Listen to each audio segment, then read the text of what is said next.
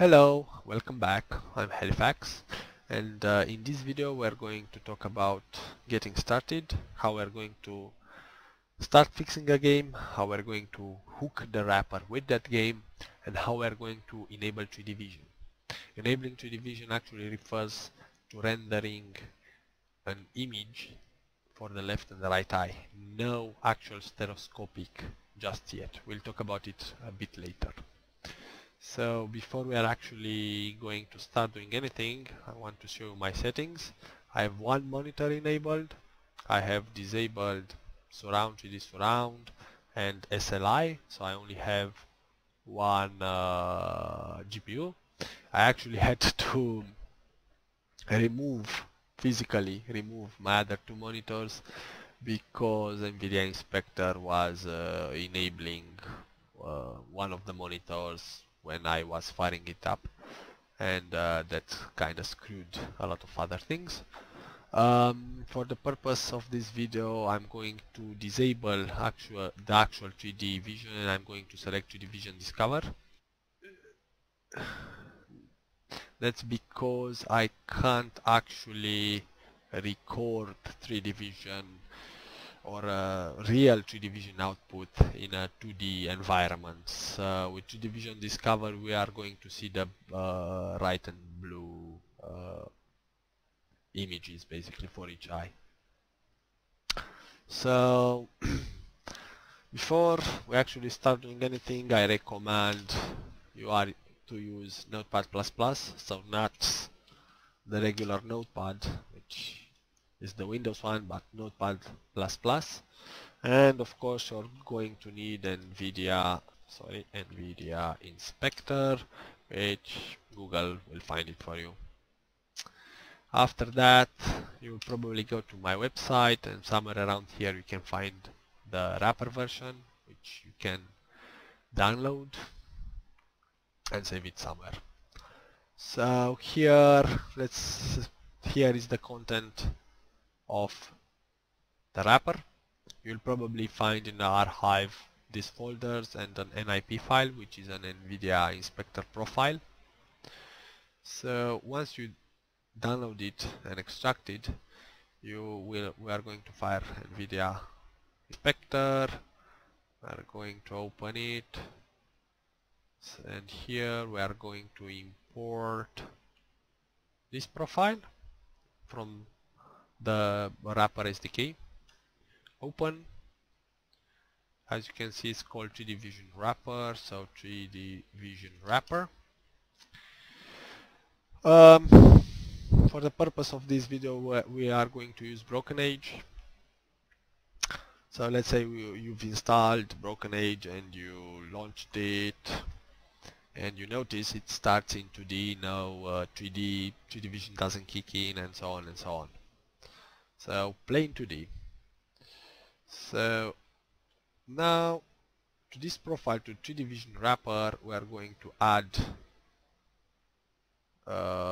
Broken Age. We go here, adding Broken Age, and in my case it says this application is already assigned to the following profile, Broken Age. So we are going to go to Broken Age. We can either remove the executable or delete the profile altogether. I'm going to delete this profile. Yes, profile deleted. So 3D vision wrapper, add this executable. Now it's being added, as you can see there. The reason this profile is important is because of all these bits here and there, and these undefined variables here at the bottom, which basically these ones will enable 3D vision for this application. Otherwise 3D vision will not start. So okay, now we can close it. I'm going to close this one. So if we start it, you'll see still 2D, nothing changed, which we already know. So we already know that Broken Age is a 32-bit application. So from the wrapper SDK folder, we're going to go into x86 and select the development version. which contains two files, the DLL file, which is the actual wrapper, and an ini file, which is a configuration file. We're going to copy both of them here in Broken Age folder, and we're going to launch. And you'll notice the splash screen, which for some reason has a weird caption on top, which I'm going to change. So if you see this welcome screen, it means that Broken Age did pick up our library, our wrapper library, the DLL file. If I'm going to hit OK, it will normally start in 2D. So, but we know that now the wrapper is being called by the application. So we close it, and we, for some reason, we get a crash on exit, which is totally unimportant at this point. We're going to open the ini file. So the ini file, as you will see, and you can see, contains a lot of options. A lot of sections and a lot of options. In this video we are going to talk only about the first two sections. So now that we know that the splash screen is actually working, we can disable it. So it's not being displayed every time. And we are going to enable the log. So true. We save the file, then go back, we run the application, no splash screen, it loads, we exit, and we'll notice that 3D Vision wrapper.log file is being created. And here it says 3D Vision hooking point is this one, which, as you can see, is exactly the hook point from here. The log is working, which is okay. Now, before we actually are going to enable 3D Vision, if we are going to enable this one, it will probably crash or not render or whatever. So before we are going to enable this option, we are going to set enable window mode support. We are going to set it to true, because as you might have noticed, Broken Age starts in window mode. I encourage, when you're using a fix for a game, to have that game in window mode, not full screen, because you'll see it later, it's much more easier to change between files and windows when you're actually going to make the fix. So we're going to enable window mode to put it on true. We are not interested in the depth hack and whatever. And we have the print debug info, which is a special logging case. If enabled, the log file will contain the call order of any of the 4 hooking points. So we are going to enable this one. We are going to say true, and we are going back to Broken Age, and we are going to start it again, and we let it render a little bit. So we are actually in the game, we play a little bit, we exit, and we have the log file, which we are going to open it. And now here we see that only GL swap buffers is being called over and over and over and over again. Now this function Now this function is actually the swap buffers function is actually swapping the content of the back buffer with the front buffers. So it's actually responsible for rendering stuff to your screen. So because, without going into more depth, I'm going to copy this one. I'm going to put it here under the hook point. So now that we know that our hook point is actually GL swap buffers, we are going to say yes, enable 3D Vision. Yes, we want window mode. No, do not print the debug info because you already saw it. False. We save it. We go back to Broken Age, launch it, and here it is. As you might see, it's actually rendering in 3D. Here it is, left eye, right eye, left eye, right eye. Now, as you can see from 3D Vision Discover, it's actually 2D. I'm going to go in game. there is no stereo separation. Everything is basically the same image rendered in both eyes. So no actual separation, which is what we are going to talk about in the next video. But before that, I'm going to show you a different game. For example, let's see. So I selected Wolfenstein: The New Order because it's a very new game and it's a highly complicated engine, or a much more complicated engine than Broken Age. So I have this little shortcut which basically disables the intro video and allows the console, which doesn't really matter, but for the purpose of the video I really want to skip the videos. So normally if I launch it, you'll see something like this. 2D, no 2D vision, no nothing. So we already know this is a 64-bit because you can see x64. So we're going inside the x64 folder in our wrapper, take the development folder, and here there are a little more. There are 4 files. One is the wrapper, some other libraries that are used by Visual Studio or the C++ redistributable packages, and our ini file. Unfortunately, if I build a wrapper in the x64 version, if I build it in release mode, it hangs. It doesn't work at all. If I build it in debug mode with all the optimizations on top, so I disable everything, basically I'm creating the release version without any debug information and all the optimization stuff like that, it's actually working. I have no idea why this happens. I suspect to be a bug somewhere in Visual Studio or Microsoft redistributable packages or something like that. So we are going to copy all of them. We are going to put them here. Yes, we already had those two inside. So we're going again to open it. We are going to say enable video mode, window mode. Television is still disabled. We want to see the log. Splash screen is enabled, and we want to see the print debug info. So we are going to say true. Now we are going to start the game. As you can see, the game picks up our 64-bit library. We hit OK. Again OK. The game starts.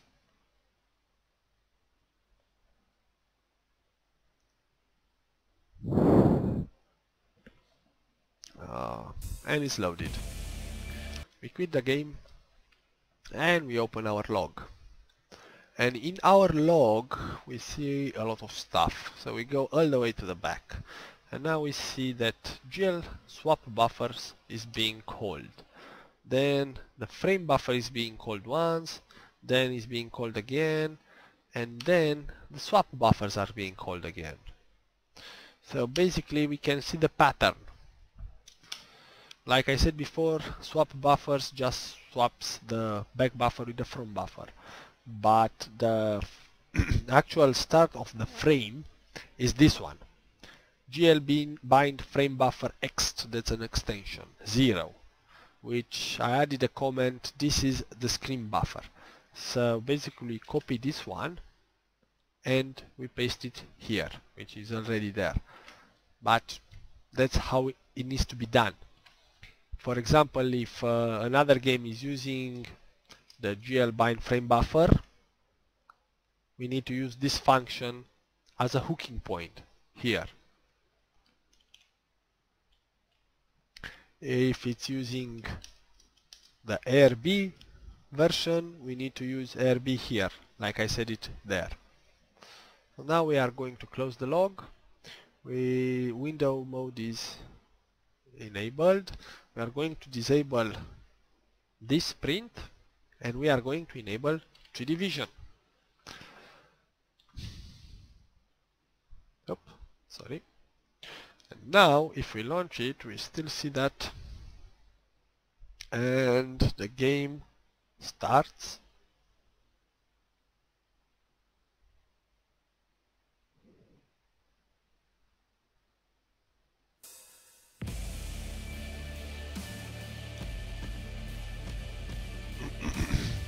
And you can hear it, but you can't see anything because we missed one little step, and that has to do with my bad. I'm going to show you exactly what I did.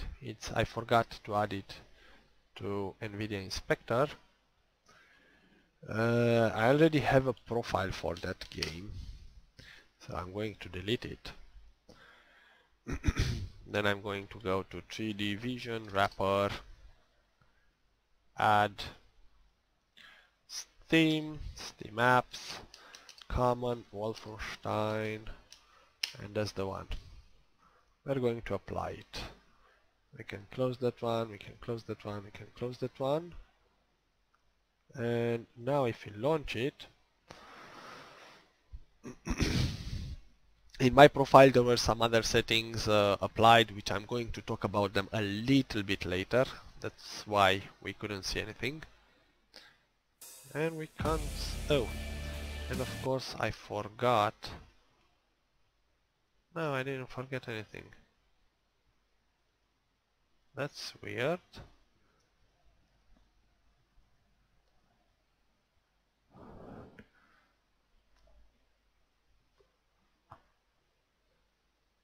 That is so weird, because it should work.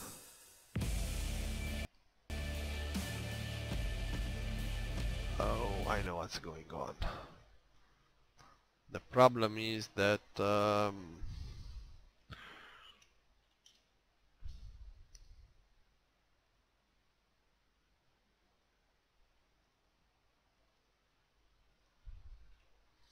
I'm sorry, I think it's in documents.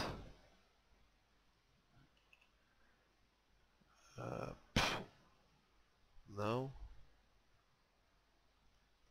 Users, my save games, maybe? Yes, Rage. Machine games, Wolfenstein, config. Probably the config is wrong or something.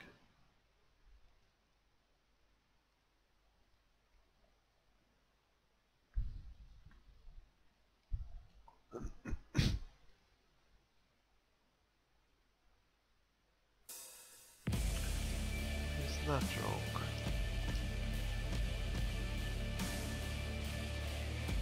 The convergence is okay, so maybe if we enable, increase the convergence a bit.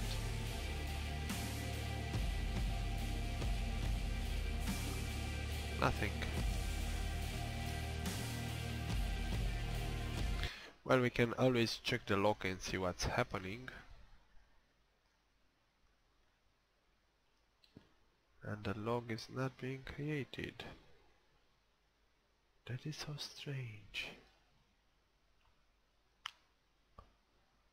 Oh, let's put it on false. Enable 3D vision.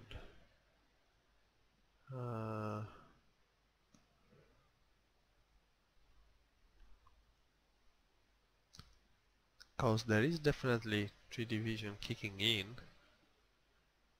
Ah, see, that's why. So you really need to disable this, yes, this little option inside here, otherwise it will not work. So if you don't disable that one, it will not work, because basically the hooking points are not working as expected.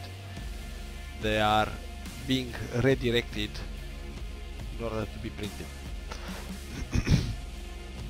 So now if you look in the log, you can see all the information like the division, hooking point is that one, we are setting the resolution, we are creating the 3D surface, initializing the API, single screen is enabled, as you can see, SLI is disabled, Windows information, creating device, enabling interop, activating stereo, back buffer information. We create the left eye, we create the right eye. Here, creating the render targets, stepped stencil buffers, and then 2D vision successfully initialized. Left eye, this is basically